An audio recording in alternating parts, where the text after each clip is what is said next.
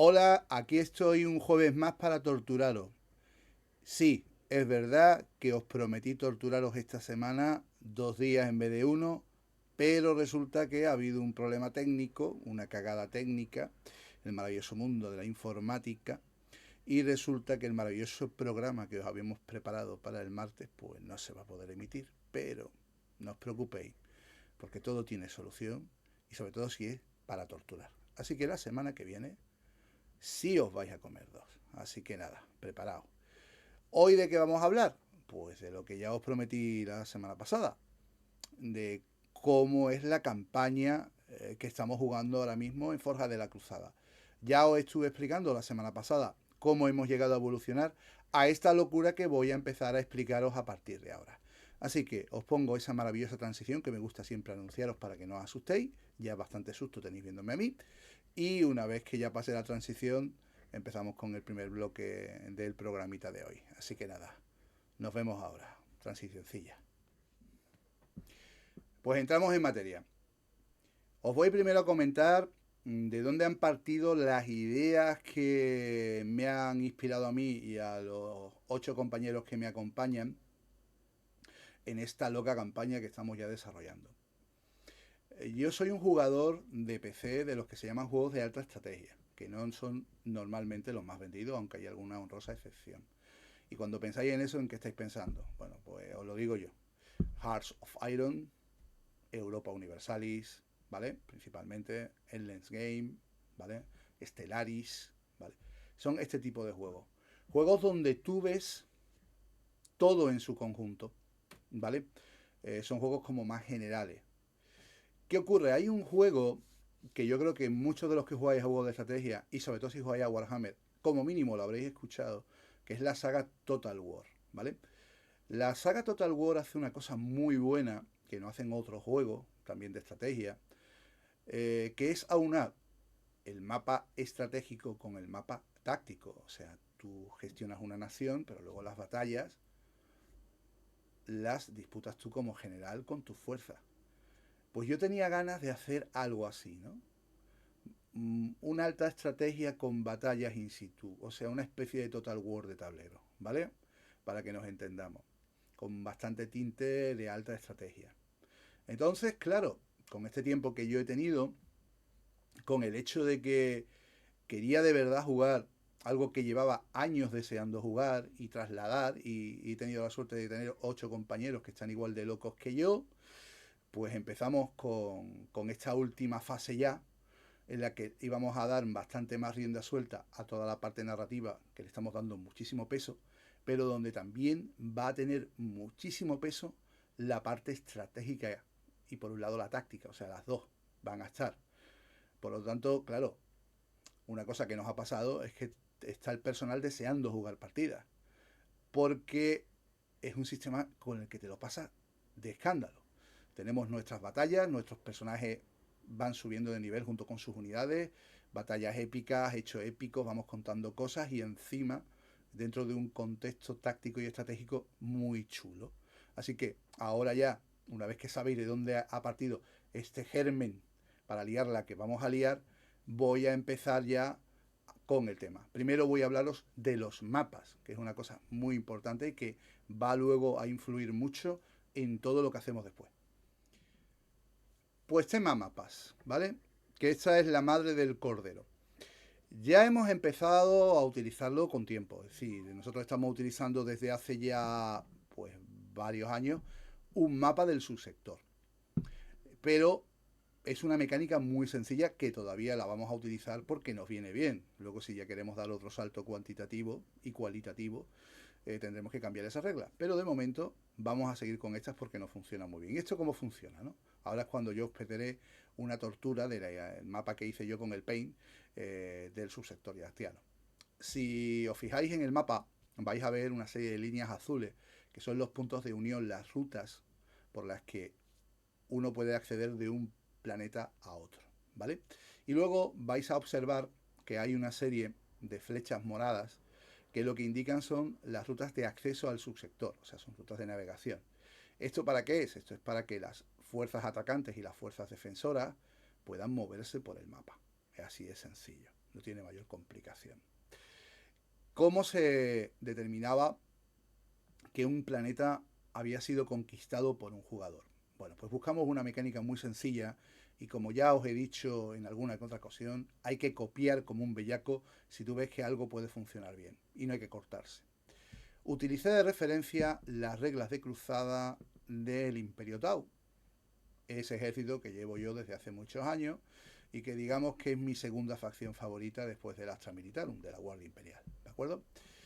Pues tenía una regla y tiene una regla bastante, para lo que es una campaña Tau, para las subidas y demás, yo lo veo que está poco currado, pero para un diseño de una campaña en sí, la verdad es que está bastante bien, es una buena idea que se tendría que haber aplicado más para un libro de campaña que para un sistema de agendas, ¿no? Pero bueno, cosas de los diseñadores. Para eso estamos luego nosotros, que podemos hacer lo que queramos, si la seguimos o no la seguimos.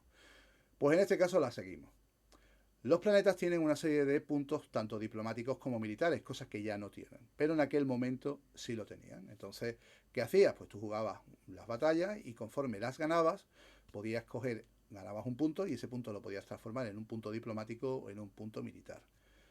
Problema de utilizar puntos militares, que casi siempre era más fácil en la mayoría de los planetas, que tú devastabas el planeta y por lo tanto había una serie de beneficios que otorgaba en la fase de conquista que tú no podías utilizar, así de sencillo. Si utilizabas los puntos diplomáticos, el planeta había sido conquistado sin utilizar una fuerza excesiva y por lo tanto tú podías hacer uso de las habilidades especiales que te daba ese planeta. Era una cosa bastante sencilla. ¿Cómo determinábamos en qué planeta se atacaba? Era fácil. Es lo que nosotros llamamos la iniciativa estratégica. Eso era que si un jugador había ganado la conquista de un planeta, se supone que todavía tiene el empuje de la iniciativa. Es como cuando se abre una brecha en el frente. Tú consigues descolocar al rival y por lo tanto tú puedes coger, en este caso al enemigo, porque no estamos tirando dados, tú puedes coger, envolver las líneas y todavía tienes esa inercia, ese empuje, esa fuerza de haber ganado la iniciativa táctica, ¿no? Bueno, pues en este caso es lo que queríamos representar con esa regla. En el momento que ese jugador no conseguía conquistar el planeta, el que hubiera ganado ese planeta pasaba a tener esa iniciativa táctica. Es así de sencillo, no es nada complicado, ¿de acuerdo? Y esas líneas azules son lo que determina de qué planeta puedes atacar. Así de sencillo, no era mucho más complicado. Estaba bien porque ya metíamos climatología, metíamos tema de órbitas, cambiábamos la escenografía, pero se nos quedaba corto, al menos a mí. Luego a los demás se ha demostrado que también. Y ya hemos metido un mapa hexagonal a través de un editor de mapas, ¿vale? Os voy a poner el enlace en la descripción de ese programa.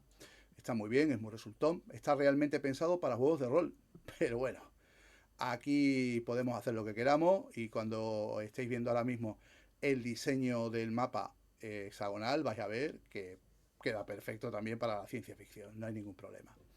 Bueno, pues aquí ya metíamos el factor mapa y por lo tanto ya había asaltos planetarios. Ya tenemos los puntos de conquista. Si nos retrotraemos al clip anterior, os estaba comentando que yo me he inspirado en juegos como Hearts of Iron o Europa Universalis. Hay una serie de ciudades, de puntos estratégicos en el mapa que tienen su valor y eso se van a representar en puntos estratégicos, ¿de acuerdo? Entonces, lo importante es conquistar esas ciudades, conquistar esos puntos estratégicos, que puede ser una fortaleza, puede ser un espacio puerto, puede ser cualquier cosa, una mina. Entonces, ¿qué ocurre? Que aquí ya metemos el factor de dónde caigo con mi fuerza, dónde monto mi base de operaciones, ¿vale? Aquí ya tenemos un factor muy importante porque ya no es solamente ver lo bien o mal que juegas a Warhammer, sino lo avispado que tú eres a la hora de elegir dónde quieres atacar en el planeta y qué puntos estratégicos quieres ocupar. Y algunos de ellos te dan pequeñas ventajas. Claro, una vez que tenemos esto ya dibujado, es decir, el mapa estelar y por otro lado el mapa del planeta, es cuando llegó el momento de darle otro empujón porque hay que desarrollar ahora otra serie de reglas. Así que otra transición y nos metemos en esas otras reglas que hemos desarrollado de cara a maniobras, movimientos, ¿de acuerdo? Así que ahora os explico todo eso. Pues una vez que ya me peleé con el programa que genera los mapas, vi el número de hexágonos que tenía, hasta qué punto se puede toquetear un montón, os lo puedo garantizar. ¿Vale? Pues ya empezamos con, oye, cómo se van a mover las tropas, cómo vamos a representar que combaten, todo este tipo de cosas. Esto todavía está por pulir. Yo lo que voy a dar son simplemente pinceladas muy generales, porque como ya os comenté en el vídeo de la semana pasada, cuando ya tengamos algo parecido a unas reglas ya bien estructuradas, que sepamos que no se van a modificar mucho y que esté redactado de manera que no solamente lo entienda yo, pues a partir de ese momento no os preocupéis que las vais a tener a través del canal, ¿de acuerdo? Pero bueno, voy a comentaros pinceladas generales. La maniobra y el movimiento es muy importante. Y el mapa hexagonal da muchísima libertad a la hora de poderte mover más que uno, incluso en cuadrícula, porque ya estás jugando con 6 orientaciones, ¿vale? El de la otra manera son solo 4, por lo tanto la maniobra se ve muchísimo más beneficiada y se trata de precisamente que sea divertido, que haya mucha maniobra. Entonces, para empezar, tenía que plantearme cuántas unidades o qué tipo de unidades iba a haber en mesa. Yo he distinguido de momento, y estamos jugando de momento con eso, entre las unidades de infantería, que son los cuerpos de ejército que se mueven a través del mapa, unidades navales, que en el caso de Caurilo, pues básicamente no van a lucirse mucho porque es un planeta muy árido donde en este caso el hielo lo cubre, una parte la cubre prácticamente entera y otra parte es un desierto. Por lo tanto, en las zonas en las que está la luz tenue, ¿vale? Porque por su tipo de órbita hay una zona que siempre está iluminada y otra que está siempre oscura, y luego pues la parte del meridiano es la que está siempre en un eterno amanecer-atardecer, siempre está iluminada, pero con una luz mortecina. Entonces ahí sí hay agua, pero claro, hay unos lagos que son grandes, porque ahí sí hay agua, pero tampoco estamos hablando del Pacífico, ¿vale? Por lo tanto, ahí sí puede haber flota. Pero bueno, no se están luciendo, no se están utilizando, aunque existe la posibilidad. Cuando yo ya tenía claro qué tipo de unidades íbamos a utilizar inicialmente en el mapa, teníamos que enfrentarnos con cómo vamos a mover, ¿no?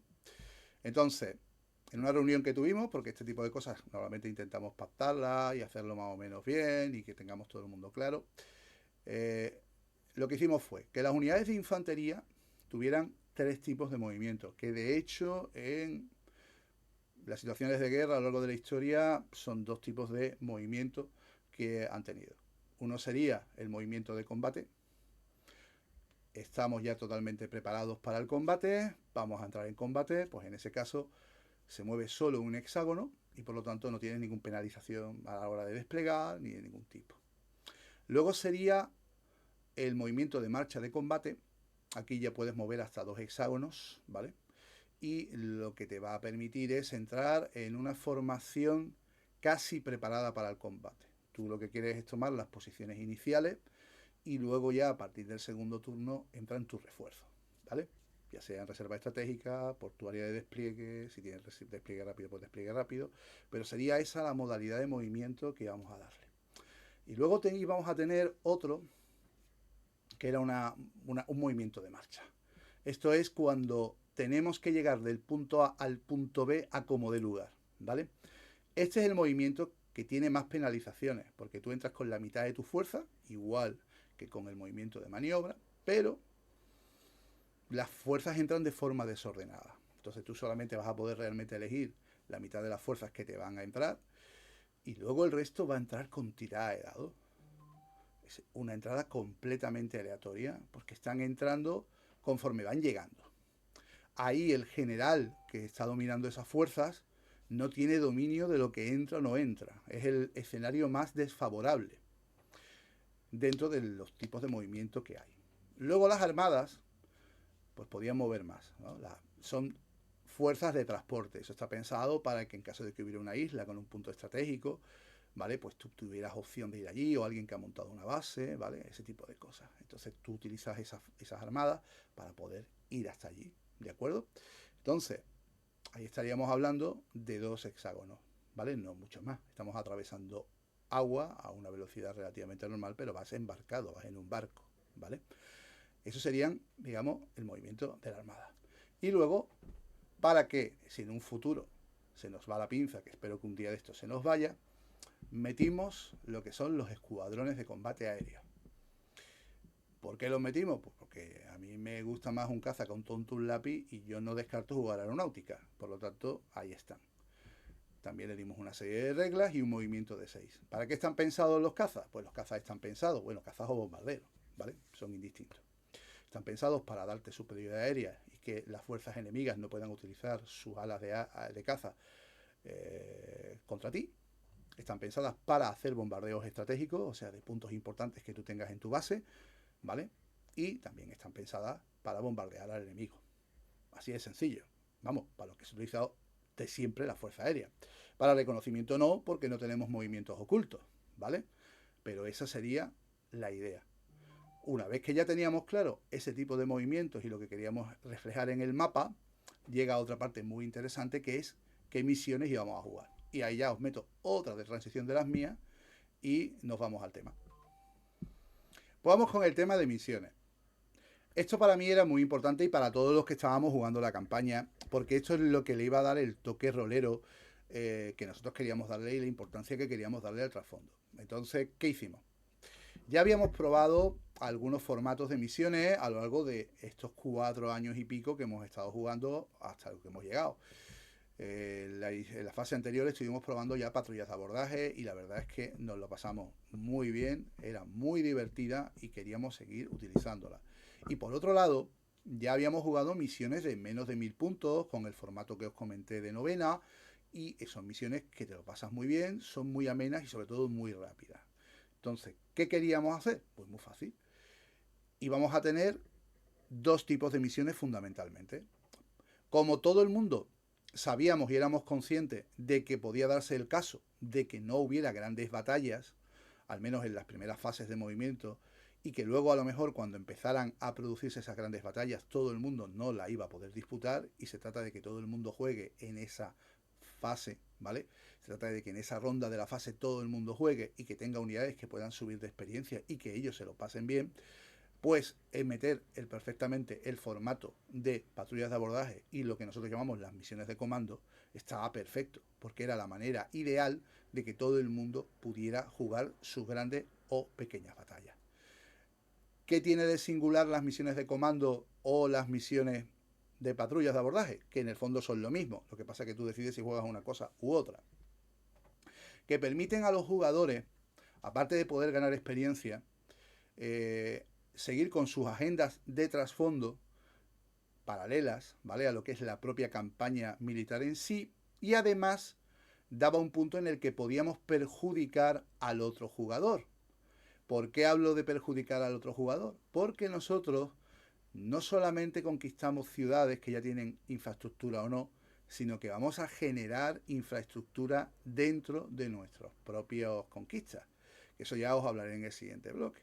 Pero bueno, de lo que se trataba era de que con esas misiones de comando tú pudieras llevar tu agenda, pues yo qué sé, tienes que descubrir información altamente vital para contar la historia que tú estás llevando adelante. Es esencial que la tengas porque si no, no puedes continuar y hasta que no encuentres esa información no vas a poder hacer nada, ¿no? O dice, me cago en la más, ese tío tiene ahí una base aérea y me la está liando parda. Tengo que dañarla para que no me lance en el siguiente turno los cazas. Bueno, pues lo que hemos hecho ha sido que con esas misiones se pueda hacer ese tipo de cosas. Es como si estuviéramos viendo esas típicas películas de comando. Yo como soy más viejo que un nudo, a mí se me estaba viniendo a la cabeza los cañones de Navarone sin premio, ¿vale? O los 12 del patíbulo. Esto demuestra lo antiguo que soy. Ya no soy viejo, ya soy antiguo. Pero bueno, y pensando en la típica película que pueda haber ahora, que hayáis podido ver, de la típica unidad antiterrorista que tiene que coger y impedir que lo que sea, ¿vale? Bueno, pues era ese tipo de misión lo que nosotros queríamos desarrollar. Pues desde eso, destruir infraestructura, seguir tu agenda, incluso matar personajes. O sea, todo ese tipo de cosas están dentro de lo que serían las misiones de comando. Y luego íbamos a tener lo que son las batallas normales. Nosotros inicialmente siempre empezamos cuando estamos con fuerzas de cruzada nuevas, hicimos un reseteo en este caso para esta nueva fase de campaña, porque había ejércitos que estaban ya demasiado dopados, que esto es una cosa que ya os había comentado. Bueno, pues cuando empezamos siempre una fase de cruzada en la que todo el mundo empieza de cero, que ya hemos hecho reseteo un par de veces, empezamos a 1000 puntos las partidas. Pero eso es el mínimo. Yo como máster no le digo a nadie que no pueda jugar a más puntos, ¿de acuerdo? Ahora estamos jugando 1000, 1200, 1400 puntos aproximadamente, no estamos agrandándolo mucho. Pero ya son batallas más parecidas a el juego equilibrado competitivo. ¿Por qué? Porque son misiones de conquista habitualmente, donde nosotros ya metemos nuestra agenda para las subidas de nivel, y donde incluso aunque vayas perdiendo puedes tener grandes momentos épicos como Fofoz, ¿vale? Grandes momentos épicos. Y puedes ir haciendo cosas como me da igual que el Arlequín esté matándome mis cultistas porque para mí son morrayas. Ya luego, ya iré yo luego y ya le daré yo pa'l pelo, ¿vale? Y pasan este tipo de cosas tan absurdas o orcos que van buscando armaduras y para no ponerse retrete, ¿vale? Y cosas así, ¿no? Entonces, aquí ya estas son misiones más normales, son misiones de conquista, donde sí es verdad que hay una serie de objetivos y donde ya dependiendo de la circunstancia y del entorno en el que sea, la escenografía, la climatología, todo eso se va a ver ya influenciado, determinado. Tenemos luego otra cosa que es muy importante, que es cuando atacas las bases de tu enemigo. Porque nosotros, y esto ya me estoy adelantando un poco al siguiente bloque, podemos crear infraestructuras y entre ellas nuestras bases de operaciones. Y si tú en esas bases o en esas ciudades que tú tienes creas defensas, porque también podemos crear defensas, ya el defensor puede determinar dónde colocar las defensas e influye sobre el despliegue de la escenografía. ¿De acuerdo? Normalmente ya ahí, en esos casos, la colocación de los objetivos sigue más una cuestión lógica que una cuestión de juego. Es decir, si yo soy el atacante, yo no voy a tener un punto de despliegue, perdón, un objetivo en mi zona de despliegue. No tiene sentido. Soy el atacante. Tendrá que haber una serie de objetivos en tierra de nadie que sean factibles para que yo ocupe y luego un objetivo que para mí va a valer mucho más puntos que para el defensor en caso de que lo conquiste, ¿vale? Si luego el defensor tiene una serie de sistemas defensivos, pues los va a ir colocando y distribuyendo a lo largo de la mesa para utilizarlo en su defensa. Y en este caso el defensor sí está eligiendo el entorno en el que está combatiendo, por lo tanto es más ventajoso defender que atacar. Pero señores, señoras, es que la guerra es así, la de verdad. Entonces queremos darle verosimilitud a lo que se está dando, ¿vale? Así que bueno, ya tenéis un poquito claro cómo son las misiones que nosotros estamos jugando, qué enfoque le damos. Ya en vídeos posteriores seguramente lo que vamos a hacer es hablaros de misiones que hemos diseñado, que pensamos que están muy bien y os explicaremos cómo están montadas para que si queréis coger y utilizarlas de referencia las tengáis, ¿de acuerdo? Así que ahora vamos con todo eso de que pueden construir en el campo de batalla y pueden hacer esas cosas. Pues sí, ahora lo voy a explicar. Vámonos para allá. Bueno, pues vamos con eso de construir infraestructuras, claro. Los planetas a los que tú atacas, ya algunos tienen algún tipo de infraestructura. Normalmente están en zonas importantes, pues un espacio puerto, a lo mejor un sistema defensivo, factorías si son del Mechanicus, ¿vale? Entonces, esos son premios que tú tienes si consigues a la hora de hacer tu desembarco planetario, si consigues llegar ahí y tomar ese punto estratégico. Eso está pensado pues para darle un pequeño premio al que toma su cabeza de puente ahí. Normalmente esos son los puntos, esas son las zonas que valen más puntos y son las más golosas en ese aspecto. Pero luego hay otras zonas que valen menos puntos y que son menos golosas, pero tienen la ventaja de que hay menos gente pendiente de ellas, ¿no? A no ser que tengan alguna localización un poquito buena para poder amenazar distintas zonas desde ahí, cositas de este tipo, ¿no? Es ese salseo en el que tú ya decides, me voy por esto que me puede dar un premio gordo, pero posiblemente haya más gente pendiente, o me voy por esto que es más modesto, pero que luego, si me lo juego bien y lo hago bien, voy a conseguir luego conquistar el planeta, ¿no? Bueno, pues ahí ya, como digo, la parte estratégica, ¿no? Bueno, pues aquí nosotros podemos edificar una serie de estructuras que nos van a ayudar tanto a la defensa como al ataque. Por iros enumerando algunas, ¿no? Os he comentado, por ejemplo, todo el tema de las fuerzas aéreas, pero cuando tú desembarcas luego vas a crear cuerpos de ejército que van también a ir atacando y defendiendo vuestros asentamientos o vuestros puntos estratégicos. Y aparte de eso, un cuartel general, que es de donde se van a crear esas fuerzas, de donde se va a organizar el ataque. Podéis coger una ciudad que hayáis conquistado y convertirla en vuestro cuartel general, o simplemente donde hayáis montado vuestra cabeza de playa, crearla directamente allí y desde allí ya mueves tu ejército. Esto ya como queráis. Aquí ha habido de todo. En el caso de la campaña, ha habido jugadores que han montado su cabeza de playa en un punto que no es ningún asentamiento, en ningún punto estratégico, y sin embargo otros hemos optado por ocupar directamente una ciudad y utilizarla también como una vía de defensa, ¿de acuerdo? Así que aquí, como veis, cada uno ya va en función de sus intereses a la hora de llevar su campaña. ¿Qué tipo de estructuras, aparte de que esto he comentado? Pues desde una base aérea, alambradas, campos de minas, sistemas de defensa antiaéreo, sistemas de defensa artillera, defensas orbitales. Podemos hacer un montón de cosas, bastiones, líneas de trinchera. Todo lo que se nos pueda imaginar lo podemos hacer, pero claro, con un coste en puntos de requisición. Que esto es lo que yo estaba comentando antes, que era algo que habíamos cambiado, que era el hecho de que ganar las batallas lo que te iban a dar es puntos de requisición. Los jugadores, cuando estamos jugando esas batallas, lo que queremos son puntitos de requisición frescos, porque si no, ni podemos reforzar ejércitos, ni podemos mejorar unidades, porque hay veces que tienes que gastarte puntos de requisa para hacer algún tipo de mejora por agenda, ni podemos edificar nuestras defensas o nuestros cuerpos de ejército. Y cada cosa que se nos ocurra hacer tiene un coste. Dependiendo de cuán decisivo sea eso en un campo de batalla, más costes tiene. No es lo mismo que yo haga un bastión imperial, con todo lo que ello conlleva, a que simplemente ponga una alambrada.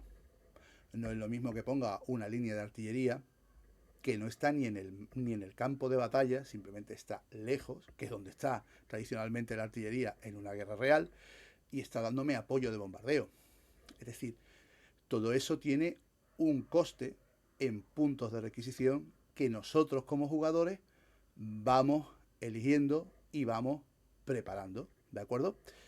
Eso hace que las batallas sean muchísimo más interesantes, como os estáis dando cuenta.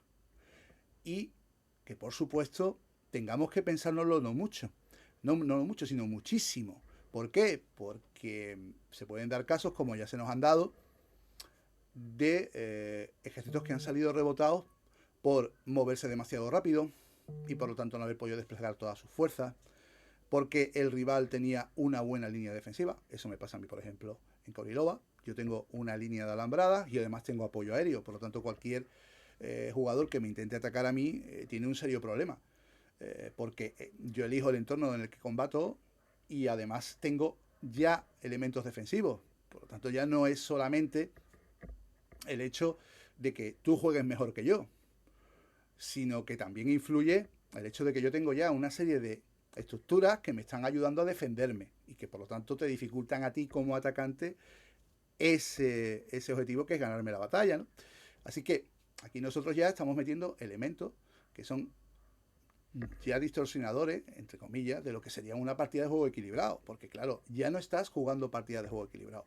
Aquí ya empieza a tomar sentido, por ejemplo, el hecho de que maniobres con más cautela en un momento dado, que te plantees que tienes que hacer un asedio más que una conquista directa, sino que a lo mejor dices, oye, mira, pues me interesa más plantarme aquí, atacar cuando vaya a atacar con toda mi fuerza de combate, y si puedo, le hago algún saboteo a mi rival para que eso en concreto, que es lo que más me ha fastidiado a mí o lo que más me puede fastidiar si voy a entrar, pues no lo tenga en mesa. Es decir, ya entran una serie de factores que tradicionalmente en una campaña narrativa tipo árbol de las que hemos estado hablando o tirando dados ya no entran, sino que aquí ya tenemos ese componente estratégico barra táctico que hace que tengamos que tomar una serie de decisiones que antes no teníamos que tomar, ¿vale? Así que fijaos la tontería de simplemente poder hacer cositas, pero no solamente lo podemos hacer en el planeta en el que estamos combatiendo, sino que en los planetas conquistados podemos también invertir puntos de recursos, puntos de requisición, en crear defensas orbitales, en crear flotas, en crear una serie de cosas. Esto está pensado para cuando empecemos a jugar Gothic, una serie de cosas que están pensadas para facilitarte la defensa planetaria.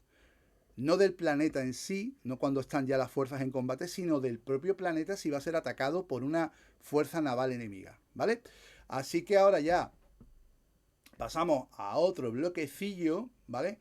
En el que ya os voy a explicar algunas cosillas que no he explicado en los bloques anteriores, porque quizá haya cosas que no entendáis del todo porque no las he explicado en su debido orden, así que ahora es cuando voy a hacer esa pequeña corrección y paso a las conclusiones.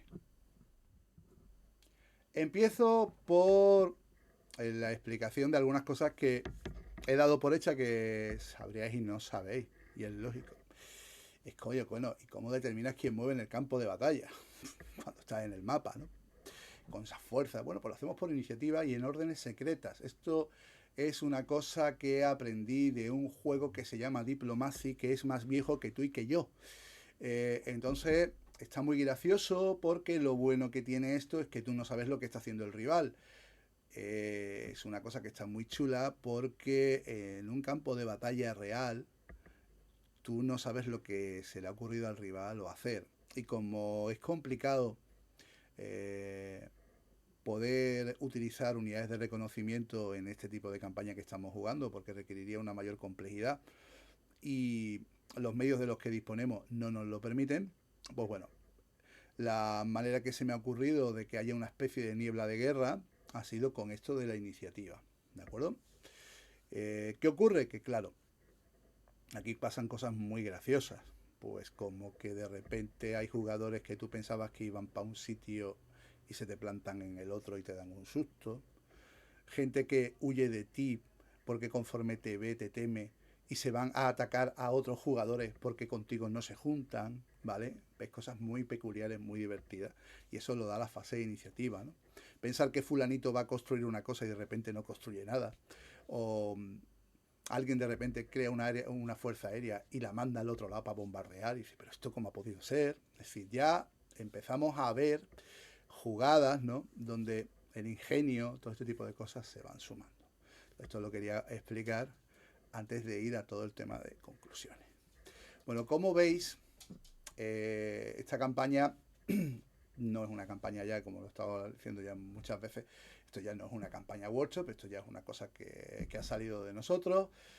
Cada uno aquí está aportando cosillas que se le van ocurriendo, ya como he comentado.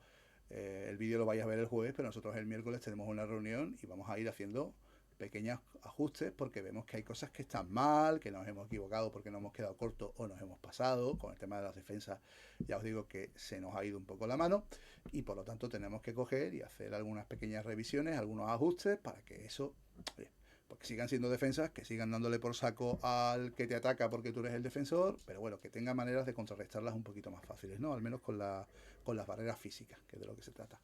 Y luego, pues el componente estratégico táctico está haciendo que nos lo estemos pasando muy bien, ¿vale? Muy bien, porque tenemos componentes de, oye, yo llevo mi fuerza, voy conquistando una serie de puntos, voy haciendo no sé qué, voy haciendo no sé cuánto, aquí tengo una base aérea que puedo utilizar de grupo de apoyo para no sé qué, o aquí tengo una defensa, una estación orbital que me permite bombardear cualquier punto del planeta. Entonces eso, por ejemplo, ya tenemos un jugador que la está encargando construir. Yo ya os digo que va a haber mucha partidita de patrulla de abordaje intentando destruírsela. Yo ya esto lo aviso, ¿vale? ¿Por qué? Porque es algo muy desestabilizador, ¿vale? cada elemento que estamos creando tiene una serie de reglas. Entonces, una defensa orbital lo que tiene es bombardeo, ¿vale? Y no bombardea una vez por batalla, te está bombardeando todos los turnos, con una serie de penalizadores, no es el arma más devastadora del mundo, pero es que te da por saco. Por lo tanto, bueno, como veis, el hecho de haber nosotros ya metido elementos como infraestructuras, elementos que puedes construir, eso hace mucho que cambie la forma que tenemos nosotros ya de movernos, de plantearnos estrategias. Todo eso cambia mucho con todo esto que hemos hecho, ¿vale? Si luego además metemos un componente narrativo potente como el que estamos haciendo, con que hay jugadores que tienen agendas secretas que los demás no saben y que tienen que hacer una serie de misiones que son importantísimas y que si no les sale bien le está jorobando literalmente la continuación de su historia y tienen que buscarse las habichuelas para volver a intentar conseguir eso, ¿vale? Pues claro, aquí hay un componente muy importante en el que estamos mezclando la estrategia con la narrativa y con el miniaturismo y el coleccionismo. Entonces, claro, la sensación general, y aquí yo hablo por todos, es que no lo estamos pasando muy bien, estamos disfrutando como enanos. Pero, y esto en conclusiones también lo quería dejar claro, esto conlleva un control que no lo podéis ni imaginar. O sea, nosotros tenemos un drive donde tenemos todas y cada una de las fichas de cruzada de los jugadores, donde están divididas incluso por rondas. Es decir, para que podamos ver cómo estaban esas fichas al comienzo y cómo han ido evolucionando, por si se cometen errores.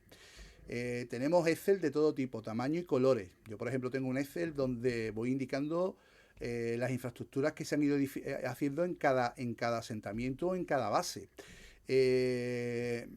Puntos de requisición, pues también tengo otro Excel controlando eso. Es decir, esta campaña tan chula, que es tan divertida, que estamos todos muy enganchados a ella, es una campaña que requiere mucho esfuerzo. Mucho esfuerzo por parte de los jugadores, porque tienen que estar pendientes de esos tipos de detalles, aunque siempre tenemos algún despiste y algún despistado oficial, pero hay que estar pendiente. O sea, tú tienes que estar actualizando tus fichas en tiempo y hora y hacerlo además de forma correcta. Tienes que estar pendiente, por ejemplo, pues si hay algún tipo de cambio en el mapa, como los hay siempre, pues a nivel de movimiento, pues tienes que coger y meterte en el drive, meterte en ese mapa que nosotros tenemos preparado. Es decir, tiene su trabajo.